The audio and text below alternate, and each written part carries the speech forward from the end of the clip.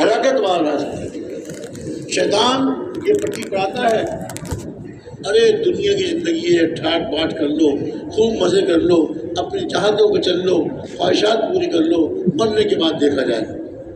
مرنے کے بعد دیکھا نہیں جائے گا، پھر تو مصیبتوں کے عذابوں کے دروازے کھل جائیں گے، پھر تو مصیبتوں کے عذابوں کے دروازے کھل جائیں گے۔ آدمی روئے گا، چلائے گا، اب اس مرنے کے بعد اس کا رونا چلانا کچھ کم۔ تو مستورات کی دین کی ذمہ داری بھی مردوں پر ہے۔ اب جیسے ہم مرد اللہ کے راستے میں نکلے، اللہ کے راستے میں نکلے، 3 چلے لگائے، چلہ لگایا، جوڑ کے موقع پہ حاضر ہوئے، اجتماع کے موقع پہ جن کو بلایا گیا وہ تشریف لائے، جی الحمدللہ۔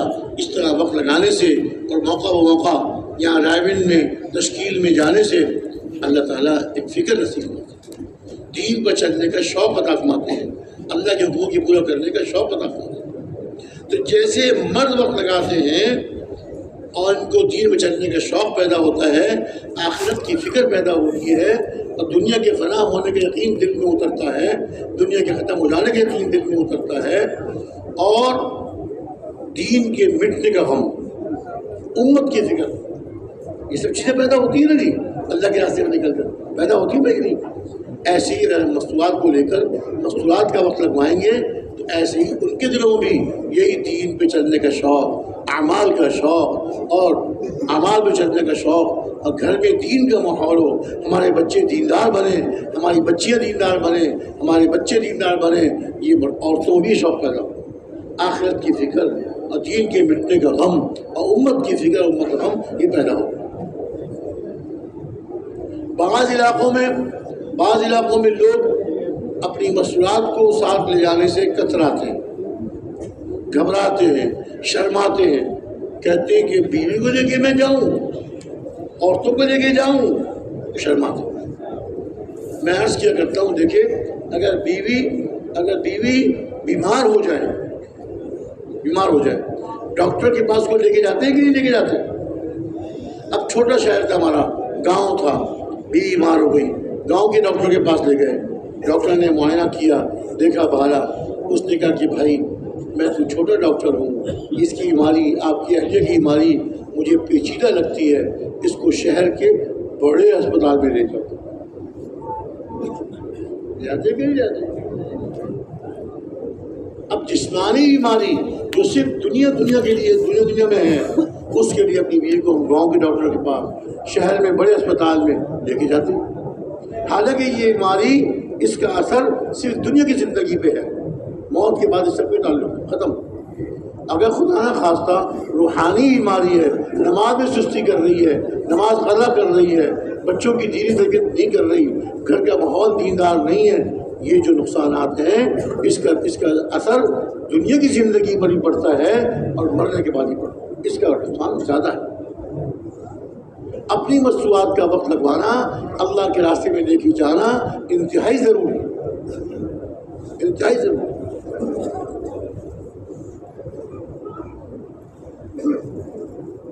انتہائی ضروری ہے، مصروفات کا وقت لگوانا انتہائی ضروری، اور جن بھائیوں نے اپنی مصروفات کا وقت لگوایا وہ گھر میں آتے ہیں، خوش ہوتے ہیں۔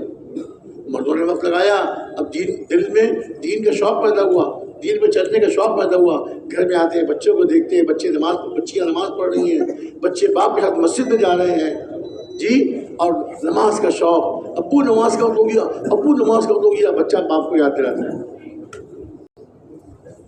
بیٹی ماں کو یاد، امیاں نماز نہیں پڑھ رہی، اذان ہو گئی، نماز کا وقت ہو گیا۔ گھر میں نماز کے اہتمام کا ماحول، قرآن پاک کی تلاوت کا ماحول، اور دین کی سیکھنے کا ماحول، مسائل معلوم کر کے اپنی زندگی اس مسائل پہ چلنے والی بنانا، اس کا ماحول۔ یہ کب ہوتا ہے؟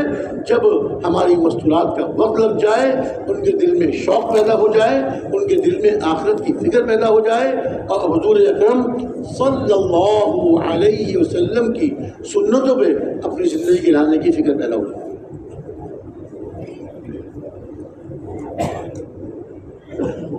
ہمارے ڈرائیور کے بزرگ تھے، انتقال ہو گیا، نام نہیں لیتا میں، آپ میں سے بہت سے لوگ جانتے ہیں، میری تشکیل مستورات جماعت میں اور اب بھی تھے، میں آپ کے اہلیہ کے ساتھ پنڈی تشکیل ہوئی، پنڈی نہیں پبی تشکیل ہوئی۔ ان کا گھر ہمارے یہاں جو ایونٹ کے مقیم تھے عالم، ان کا گھر پبی کے پاس تھا۔ میں نے جماعت کے ذمہ دار عرب تھے، میں نے ان سے اجازت دی کہ جی ہمارے استاد ہیں جو ہے فلاں ہیں، ان کی اہلیہ کو میں اپنی اہلیہ کو لے جاؤں گاڑی میں، ان کو لے کے آ جاؤں۔ وہ کبھی انہوں نے ایک دن بھی نہیں لگایا، یہاں آئیں گی، جماعت کے پاس بیٹھیں گی، اعمال میں شریک ہوں گی، بیانات سننے کی شوق پیدا ہوا۔ تو جماعت کے ذمہ دار نے کہا کہ جی اپنی اہلیہ کو تم مت لے کے جاؤ، اس لیے کہ یہ تو مستورات کا گشت ہو جائے گا، مستورات کا گشت نہیں۔ میں نے کہا بالکل صحیح کہا، آپ نے ظاہر تک نہیں کیا تھا، آپ نے صحیح فرمایا، چلیے اپنی اہلیہ کو لے کے جاؤ۔ مجھے اجازت دیجیے کہ میں ان کے بھائی سے ملوں، بھائی سے کہوں گے مولانا کے ان کی اہل جو ہمارے رائبل کے ہیں ان کی اہلیوں کو بھیج دیجیے۔ میں نے کہا یہ کر، وہاں گیا، گاڑی دے دی انہوں نے، گاڑی دے کے وہاں گیا، ان کے بھائی سے ملا۔ میں نے کہا کہ میں چاہتا ہوں کہ ان کی اہلیہ جماعت کے پاس جائیں، عربوں کی جماعت ہے، گاڑی میں جائیں گی، گاڑی کو چھوڑنے آ جائے گی۔ میں نے وہ نہیں جا سکتا، پشتو زبان گلابی اردو، وہ نہیں جا سکتا ان کی بیوی کے بارے میں، وہ بیمار ہے، لاجور ہے۔ میں نے کہا آپ ان سے بات تو کریں کہ نہیں ہم کو معلوم ہے وہ نہیں جا سکتا۔ پھر میں نے بڑے کرام سے، بڑی نرمی سے میں نے کہا آپ جا کے ادھر بات تو کر لیں، گاڑی موجود ہے، ڈرائیور موجود ہے، پیچھے بیٹھ جائیں گی، میں آگے بیٹھ جاؤں گا اور ان کو لے جائیں گے۔ یہ پپی اور یہ آپ کا گاؤں 2-3 دور کے آنے کے بعد بڑی پادر ناخواستہ اٹھے۔ اچھا دیکھتا ہوں، گھر میں گئے، میں بیٹھا رہا، تھوڑی دیر بعد آئے، کہا وہ تو تیار ہو گیا، گلابی اردو مستورات کے بارے میں، وہ تو تیار ہو گیا، وہ بھی جائے گا اور ہمارا بہن بھی جائے گا اور جو ہے ان کا بیٹی بھی جائے گا، کیونکہ ہمارا بہن بھی اردو نہیں جانتا اور بیوی بھی اردو نہیں جانتا، اس کی بیٹی اردو جانتا ہے، تو بیٹی بھی جائے گا۔ بہت اچھا، گاڑی میں جگہ خالی ہے، تینوں پیچھے بیٹھ جائیں گے، خیم لے گئے۔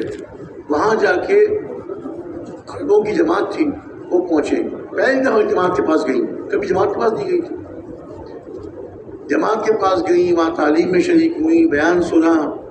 تو بہن اور بیٹی تو شام تک رہی، ایک چھوٹی گود کی بچی تھی وہ تنگ کر رہی تھی، یہ ایک تعلیم میں اور ایک بیان میں شریک ہوئی، پھر یہ واپس آ گئی، اپنے طور سے آ گئی واپس۔ جب ہمارے یہاں کے جو مقیم تھے اپنے گھر گئے چھٹی میں، وہاں سے آ کے انہوں نے کہا، مولوی صاحب مجھ سے کہا، مولوی احمد تم نے مجھ پر اتنا بڑا احسان کیا ہے، میں زندگی بھر نہیں بھول سکتا۔ ایک تعلیم میں گئی خالی، کہ جس چیز پر لانے کے لیے اپنے گھر والوں کو بار بار ترغیب دیتا تھا، نہیں آتی تھی کہ گنجائش نہیں ہے، مشغولیت ہے، یہ ہے وہ، سنتوں کا اہتمام، کس چیز لانے کے لیے سنتوں کے اہتمام پر۔ جیسے ایک تعلیم اور ایک بیان سنا، اب وہ مجھ سے پوچھتی ہے سنت کیا ہے، وضو کا طریقہ کیا ہے، جس چیز پہ ملانے کے لیے اتنے سال میری زندگی کے، شادی کے بعد اتنے سال گزر گئے، بچے میرے بڑے ہو گئے، وہ اس پر نہیں آئی۔ یا تعلیم میں، ایک تعلیم میں اور ایک بیان میں جا کر اللہ زندگی بدل دی۔ پھر ماشاءاللہ انہوں نے ہم کے شیروں دن لگوائے، 15 دن لگوائے، چلہ لگوایا، پھر سوڈان قطر کی تشکیل ہوئی، میں بھی جماعت پہ تھا۔ تو مستورات تو بہت جلدی اثر لے لیتی ہے، مستورات کا وقت لگوانا انتہائی ضروری ہے۔ بچوں کی تربیت مستورات کرتی ہیں، مرد تو صبح گئے ہوئے شام کو آتے ہیں، مرد تو صبح گئے ہوئے شام کو آتے ہیں، اب ہمارے بچے ہماری مستورات کے پاس ہیں، مستورات کا ذہن بنا ہوا ہوگا، مستورات کو آخرت کی فکر پیدا ہو جائے گی، اللہ کے راستے میں نکل کر اعمال کا شوق پیدا ہو جائے گا، تو ہمارے بچوں کے اندر بھی یہ چیزیں منتقل ہوں گی۔ فرماتے ہیں جو بچپن میں عادت پڑ جاتی ہے وہ بچپن تک نہیں جاتی ہے، بڑے ہونے تک، بڑی لمبی زندگی میں بھی وہ عادتیں باقی رہتی ہیں۔ سنتوں کی عادت پڑ جائے وہ باقی رہتی ہے۔ ہماری جماعت گئی برما، پاکستان کی جماعت، ایک دن مسجد میں بیٹھی ہوئی تھی، مستورات گھر میں تھی اور مرد جو ہے مسجد میں تھے۔ معمول کے مطابق دن میں ہر روز دن میں 2 بیان مستورات میں، باقی مردوں کو تو مسجد میں بھی اعمال ہوتے ہیں۔ تو وہ مسجد میں بیٹھے ہوئے تھے، اچھے کھاتے پیتے گھرانے کے آدمی، اپنی گاڑی میں بیٹھے، لگ رہا تھا کپڑوں سے، ان کی کار سے کہ اللہ نے ان کو دی، نعمتیں دی اپنی۔ مسجد میں آئے اور جماعت والوں کا خوب شکریہ ادا کرنا، جماعت والوں کا خوب شکریہ ادا کرنا۔ آپ لوگوں نے بڑا کرم کیا، مجھ پہ احسان کیا۔ ارے بھائی ہم آپ کو جانتے بھی نہیں، پہلی دفعہ مل رہے ہیں، آپ کہتے احسان؟ نہیں بہت احسان کیا، بہت آپ لوگ احسان کیا۔ بھائی بتائیے تو صحیح کیا احسان کیا ہم نے؟ کہ دیکھیے میری بیوی، اللہ کا شکر آپ دیکھ ہی رہے ہیں، مجھے اللہ نے وسعت دی ہے، دنیا دی ہے، تو میں نے کہا اپنی بیوی سے کیا مجھ پہ بھی حج فرض ہے، تم پہ بھی حج فرض ہے، چلو اس سال ہم درخواست دیتے ہیں حکومت میں، ہم دونوں حج کے لیے جاتے ہیں۔ بیوی نے کہا آپ حج پہ جانا چاہتے ہیں چلی جائیں، میں نہیں جاؤں گی۔ میں نے کہا اللہ کی بندی حج فرض ہے، اور حج کی یہ فضیلت جو فضائل حج میں وہ سنائی، وہ کہتی نہیں میں نہیں جاتا۔ پھر میں نے جب نہیں مان رہی تھی اور فضیلت سن کے بھی دل میں شوق نہیں پیدا ہوتا، پھر میں نے وعید سنانی شروع کی کہ دیکھو حدیث میں آتا ہے، مفہوم اس طرح سے ہے کہ جس پہ حج فرض ہو جائے اور وہ باوجود استطاعت کے اپنے دنیا کی کسی کام کی وجہ سے، دنیا کی کسی ضرورت کی وجہ سے حج پہ نہیں جاتا، تو مجھے نہیں پتا کہ وہ دنیا سے یہودی ہو کے مرے گا یا نصرانی ہو کے۔ ساری زندگی تو مسلمان بن کے رہا اور موت کے ایمان چھین گیا۔ اب وعید بھی سنائی، لیکن اس کی ایک ضد تھی کہ میں نہیں جاتا۔ میں نے پوچھا آخر کیا بات ہے، تم کیوں نہیں حج کے جا رہی؟ اللہ کا شکر ہے اللہ نے استطاعت بھی دی ہے، سہولت سے جائیں گے، سہولت سے آئیں گے۔ اس نے یہ جواب دیا کہ میں نے شادی کے بعد کبھی سر پہ دوپٹہ نہیں اوڑھا، فیشن والا گھر تھا، آزاد ماحول تھا، میں نے کبھی سر پہ دوپٹہ نہیں اوڑھا، اور میں نے سنا ہے جو عورت حج کے لیے جاتی ہے اس کو سر پہ دوپٹہ یا رومال باندھنا پڑتا ہے، اس لیے میں ہی جاؤں گی۔ ایک دوپٹے کی وجہ، دوپٹہ اوڑھنے کی وجہ سے وہ حج پہ نہیں جاتی، فرض نہیں ادا کر رہی۔ کہنے لگے آپ کی جماعت یہاں آئی، مستورات آئیں۔ کل میں نے اس سے کہا کہ دیکھو پاکستان سے جماعت آئی ہے، مستورات آئی ہیں، دین کی بات مرد کرتے ہیں، مستورات کرتی ہیں، تم چلو گی؟ تو تیار ہو گئی۔ اللہ نے ہدایت کب دکھا ہوتا، تیار ہو گئی۔ میں کل صبح تعلیم میں لے کر آئی، تعلیم میں شریک ہوئی، بیان سنا، دوپہر کو میں گھر لے گیا۔ اصول یہی ہے کہ ایک عمل میں آئے بھی چلے جائے پھر دوسرے عمل میں آ جائے، پھر دوسرے دوپہر کو لے کے آیا تعلیم میں آئی، شوق سے آئی، میں خوش ہو رہا تھا، تعلیم میں بیٹھی، بیان سنا، واپس چلی آئی۔ آج صبح کو جب تیسری مرتبہ میں لے کر آیا تعلیم میں اور بیان میں، بیان ختم ہونے کے بعد میں نے بچے کو پیغام بھیجا، بچے کے ہاتھ پیغام بھیجا کہ جا کے بلا کر آؤ اپنی آنٹی کہتے ہیں نا آج کل، آنٹی کہتے ہیں، اپنی آنٹی کو بلا کر آؤ۔ بچہ واپس آیا، آنٹی کہہ رہی ہے میں اس گھر سے باہر بغیر برقعے بغیر پردے کے نہیں نکلوں۔ مجھے اپنے کانوں میں یقین نہیں آیا کہ جو عورت جس نے فرض حج چھوڑ دیا صرف سر ڈھکنے کے مارے، وہ کہہ سکتی ہے کہ میں برقع اوڑھوں گی؟ میں نے بچے سے کہا جاؤ آنٹی سے کہو دروازے میں آ کے مجھ سے بات کرو۔ میں دروازے میں کھڑا ہو گیا باہر، وہ دروازے کے اندر کھڑی ہو گئی۔ میں نے کہا چلو یہ چلتے ہیں، معمول کی طرح میں نے کہا چلو گھر چلتے ہیں۔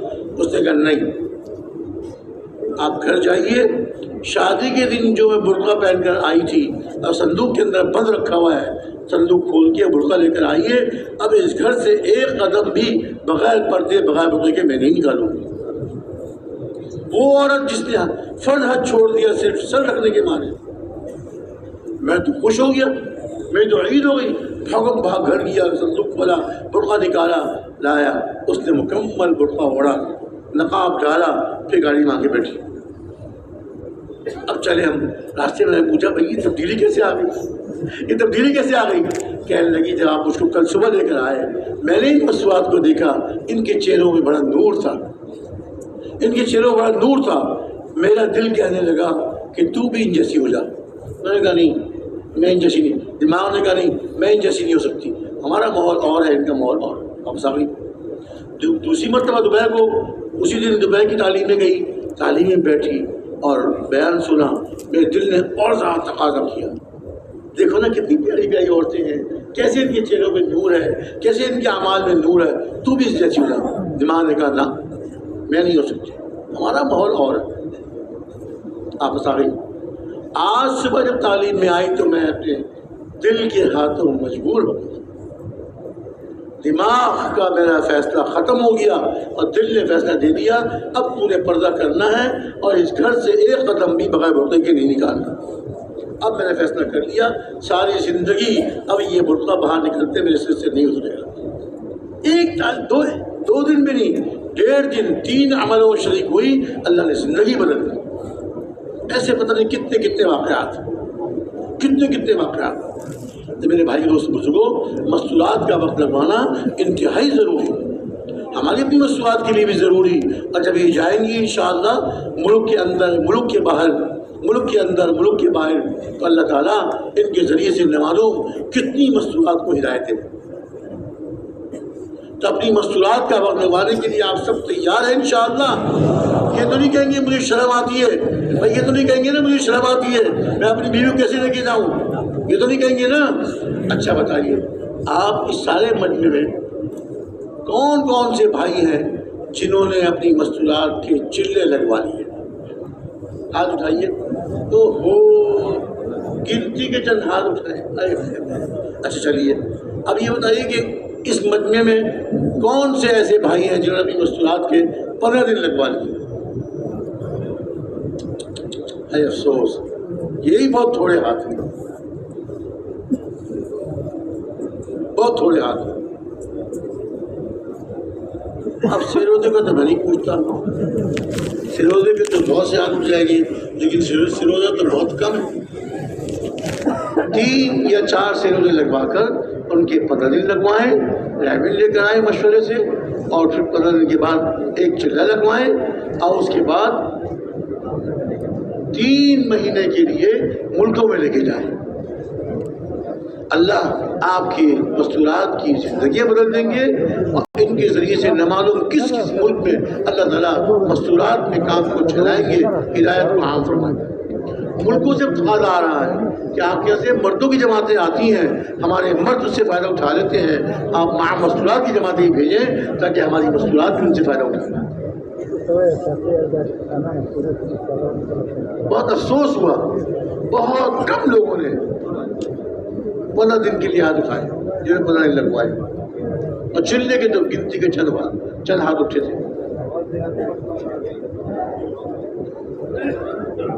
اب یہ فرمائیے، آپ حضرات دل سے پکا عزم کرتے ہیں آئندہ سال جوڑ سے پہلے میں اپنی مستورات کے 15 دن یا چلہ انشاءاللہ لگوا لوں؟ کون بھائی عزم کرتے ہیں؟ ابھی سب کے ہاتھ نہیں اٹھے بھائی، ابھی تک عزم نہیں کیا حضرات نے، سب کے ہاتھ اٹھنے چاہیے۔ دیکھیے، مستورات کی ذمہ داری ہمارے اوپر ہے، ہم مردوں پر ہے۔ مستورات کی ذمہ داری جیسے دنیا کی ضرورتوں کے لیے ہمارے اوپر ذمہ داری ہے، ایسے دین کی ضرورتوں کے لیے بھی ہمارے مردوں پر ذمہ داری ہے۔ ہماری عورتیں دیندار بن جائیں، ہمارے بچے دیندار بن جائیں، اس کے لیے مستورات کا وقت لگوانا انتہائی ضروری ہے۔ اور بھی جماعتوں کے عجیب واقعات اللہ تعالیٰ نے کیسے عورتوں کو بدل دیا۔ وہ جو عورتیں جو بے باک پھرتی تھیں اور بے پردہ پھرتی تھیں، اللہ نے ایسے کو ہدایت دی کہ اب وہ گھر سے باہر بغیر برقعے کے، بغیر پردے کبھی نہیں نکلتی۔ گھر کا ماحول بدل گیا، گھر کا ماحول بدل گیا۔ امریکہ کے ملک میں ایک خاتون نے اسلام قبول کر لیا، کچھ وقت لگا لیا، اب اس کو فکر پیدا ہوئی کہ میں تو ملازمت کرتی ہوں۔ ہاں، امریکہ یورپ وغیرہ میں تو جیسے مرد ملازمت کرتے ہیں، کام کرتے ہیں، وہاں ان کی زبان میں جاب کرتے ہیں، ایسی مصنوعات بھی کرتی ہیں۔ مرد گاڑی چلاتے ہیں، مصنوعات عورتیں بھی گاڑی چلاتی ہیں، گاڑی چلا کے اپنے نوکری میں ملازمت میں جاتی ہیں۔ اب وہ مسلمان ہو گئی، کچھ وقت تک کیا، مکمل پردہ کرنا شروع کر دیا۔ اب ان کو خیال آیا کہ میں اپنی ملازمت پہ کیسے جاؤں گی برقع اوڑھ کے، سمجھ میں نہیں آ رہا۔ اللہ سے مانگتی رہی، سوچتی رہی، پھر خیال آیا اس میں کیا بات ہے، میں برقع اوڑھ کے گاڑی چلاؤں گی، برقع اوڑھ کے ملازمت کروں گی۔ چونکہ وہاں ایک قسم کی ضرورت بن جاتی ہے، مردوں کو بھی کام کرنا پڑتا ہے، عورتوں کو بھی کام کرنا پڑتا ہے، وہاں کا ماحول ایسا ہے کہ ان کی ضرورت بن جاتی ہے۔ خیر، انہوں نے برقع اوڑھ کے مکمل پر نقاب، خالی 2 آنکھیں کھلی ہوئی ہیں، گاڑی چلا رہی، اپنی نوکری بھی ملازمت میں جا رہی۔ جو بڑی سڑک ہوتی ہے ہائی وے، اس پہ جا رہی تھی تو وہاں پولیس کی گاڑی کھڑی ہوئی تھی، نگرانی کر رہی تھی گاڑی کو۔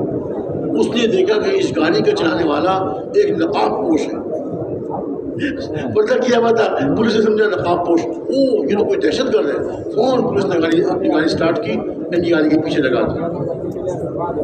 وہاں قانون یہ ہے امریکہ میں کہ جو پولیس اپنے سے اگلی گاڑی کو روکنا چاہتی ہے تو وہ اپنی چھت کے اوپر جو بتی لگی ہوتی ہے گھومنے والی، وہ اس گاڑی کے پیچھے آ کے وہ بتی جلا دیتی ہے.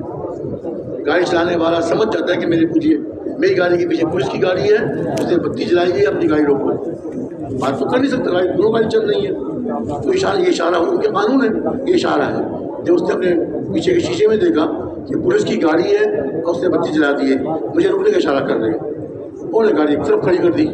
پولیس والا اتر کے آیا اور بڑے غصے سے کہا, کون ہو تم؟ اس کی ذہن میں یہ تھا کوئی دہشت گرد ہے. کون ہو تم؟ انہوں نے کہا میں مرد نہیں ہوں, عورت ہوں. تم عورت ہو؟ انہوں نے کہا ہاں. یہ تم نے کیسے لباس پہنا ہوا ہے؟ دہشت گردوں والا. اس نے کہا میں مسلمان ہو گئی ہوں, ایمان لے آئی ہوں اللہ پر, اور اللہ کا یہ عورتوں کے لیے, ایمان والی عورتوں کے لیے حکم ہے کہ مکمل پردہ کریں. اب پولیس کا جواب کیا تھا؟ ہم نے مسلمان عورتیں تو بہت دیکھی ہیں لیکن اس لباس میں نہیں دیکھی. انہوں نے کہا کہ میرے لیے اللہ کا حکم یہی ہے, میں اللہ حکم پورا کر رہی ہوں, اور عورتیں حکم پورا نہیں کرتی تو یہ حکم کا معاملہ ہے. اب پولیس نے کہا لائسنس دکھاؤ, گاڑی کا کاغذات دکھاؤ.